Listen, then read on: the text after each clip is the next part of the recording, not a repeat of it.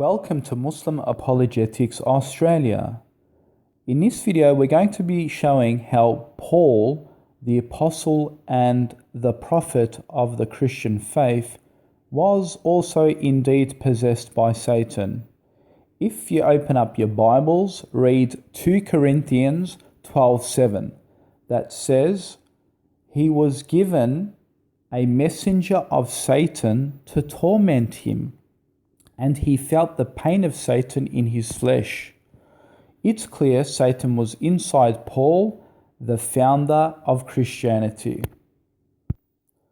So unlike Jesus, where Jesus didn't have Satan inside him, and you can watch my video below this video, I show how Jesus was possessed by Satan also.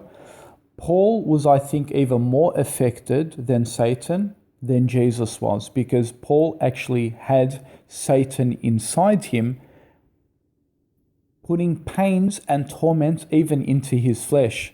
And if you notice, Christian apologists say that being possessed is actually having the demon inside you. So here we have a verse where it says that the messenger of Satan was inside Paul and it was giving him pain in his flesh. So it was inside his flesh giving him pain. Now it gets even more interesting. If you open up 2 Corinthians 12, he was sent a messenger of Satan that never left him. That means he wrote his epistles under the influence of a messenger of Satan. He requests God 3 times for Satan to leave him, but God did not allow Satan to be removed from Paul. Now, what does that say? Can you imagine? I mean, if a verse like this was found in the Quran or the Hadith with Prophet Muhammad, the Christians would have a field day with it and say, look, Satan could not ever leave Muhammad. So Muhammad was possessed forever. Muhammad even asked Allah for Satan, Iblis, to leave him, but Allah did not allow it. Can you imagine how much of a field day of fun the Christians would have with this? This is the founder, the one that came with the New Testament. Paul, who is basically the founder of the New Testament, he has Satan beside him, and he asks God, he prays to God for Satan to leave him, and God does not allow it. 3 times he asks him. So what is it to say that Paul wasn't influenced by the messenger of Satan when he was actually writing his epistles? Can you imagine? You're sitting there, Satan's constantly with you, and you're writing your epistles. Would you really trust that man, would you? Can you imagine Paul came to you and said, look, I'm an apostle, I'm a prophet, and I saw Jesus in a vision, but I also must inform you that Satan is next to me and he's always with me. Would you really trust an apostle like that tells you that Satan is side by side with Paul? Now it's interesting because in the book of Acts 26:13-14, Paul claims to see a light in heaven and he claims it's Jesus, but then the man contradicts himself and says in 2 Corinthians 11:3-14, he says that Satan can even appear as the angel of light. So Paul then says he saw a light, so which could mean that was actually Satan himself and not actually Jesus.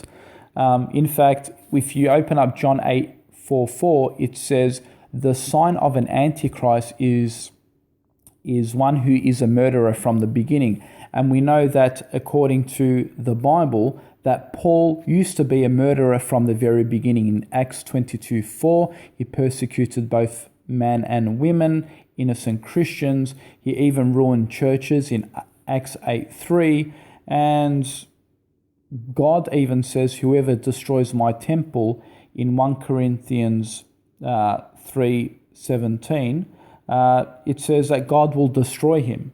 So you can see that Paul showed clear signs of being devil-possessed all the way through while murdering and killing Christians, and the guy became the founder of Christianity. Amazing, isn't it? Interesting, because if you open up a BibleStudy.org questions, and I can put the hyperlink below this video, notice how God says he will be destroyed, and Christians tell us that Paul was destroyed by having his head cut off. So, I mean, that probably explains it. And if you open up 2 Corinthians 12:16, Paul said that he would catch people using the method of trickery. And, this is deception, trickery. So he showed some attributes of being influenced by Satan. Read 2 Corinthians 12:16. And you can also read 1 Corinthians 9 through to 20, where Paul did taqiyya lies. He claimed that he was under the law of Moses, but he himself was not under the law. He actually admits to this, but he did so in order to convert people to Christ. So he was using the form of taqiyya and deception. So all in all, Paul had a messenger of Satan in him to torment him. It didn't let him go. He even prayed to God for God to let him go, but God did not allow it to go. So Paul had a companion of Satan continuously with him. Unlike the Prophet Muhammad, who was also assigned to Satan, but the Prophet Muhammad said in many Sahih hadiths that his jinn, that his Satan actually became a believer. So you see the difference. The Prophet Muhammad had a devil assigned to him. It became a believer. It clearly says that his jinn became a believer. But Paul's Satan, his jinn, it didn't become a believer. It was always an apostate. It was always an infidel. It was always an evil being. So there you have it. Some Christian apologists amazingly say that Paul was given a messenger of Satan so that he could be humbled. I mean, what kind of response is that? Yes, I agree, he was humbled to write lies in his epistles under the influence of Satan. I caught you by trickery, Paul would say. It's amazing when they talk about Prophet Muhammad having Satan, they don't say, oh, it was about being humbled or showing humbleness. But when it comes to biblical prophets, you have all these excuses and bunch of nonsense, pathetic responses, really. Some Christian apologists say it wasn't even Satan, like they even deny what came to Paul. They say it was a messenger of Satan. And then they're basically saying it wasn't Satan himself.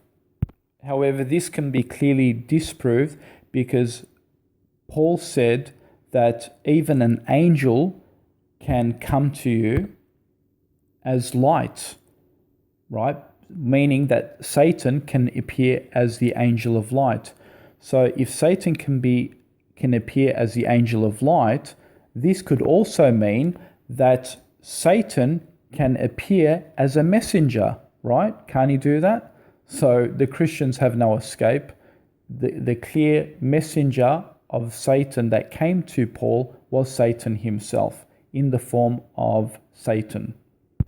I mean, why would it torment him? Why would it go in his flesh and hurt him? It's clear signs of Satan. It's not some simple, mysterious messenger. It's also bizarre how these people say, oh, Muhammad, an angel met Muhammad in a cave and this angel actually squeezed the prophet. So it means that this angel must be a devil. Yet Paul was given a messenger of Satan to actually torment him in his flesh. Yet they say, oh, it wasn't a demon possessed. It wasn't a demon spirit. I mean, what kind of a nonsense is that? What kind of absurdities is that? They make one claim against the Prophet Muhammad, yet their own prophet feel physical pain and being hurt by the devil, yet they don't claim he's a false prophet. Amazing. So yes, the conclusion is this. If your Paul had Satan attached to him, imagine Paul came to you to convince you he is a prophet and said, I must tell you, I have Satan with me. Are you going to believe this guy? You know what the answer is.